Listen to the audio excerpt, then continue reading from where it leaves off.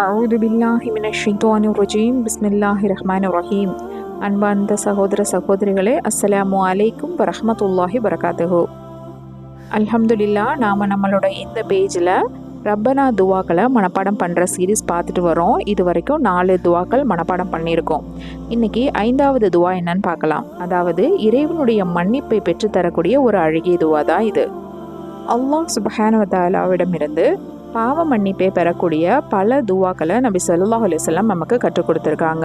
திருமறை குரானில் அல்லாஹும் நிறைய துவாக்களை நம்மளுக்கு எப்படி நம்ம துவா கேட்கணும், என்ன வார்த்தைகளை யூஸ் பண்ணி நம்ம துவா கேட்கணும் அப்படிங்கிற பல துவாக்களை திருமறை குரானில் அல்லாஹும் நமக்கு கற்றுக் கொடுத்துருக்குறான்.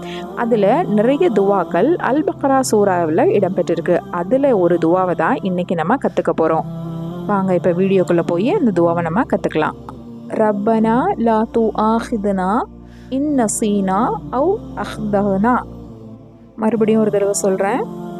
ரப்பனா லா துஆஹிதுனா இன் நசீனா அவ் அஹ்தனா. இந்த அழகான சின்ன துவா சூரத்துல் பக்ரால கடைசி வசனமான 286வது வசனத்தில் அல்லாஹ் சுப்ஹானஹு வ தஆலா நம்மளுக்கு கற்றுத்தரான். இதில் இன்னும் 2-3 துவாக்களும் இருக்குது. அதை நம்ம ஒன்று ஒன்றா பார்க்கலாம் இன்ஷா அல்லாஹ். இப்போ இந்த துவாவினோட பொருளை தெரிஞ்சுக்கலாமா?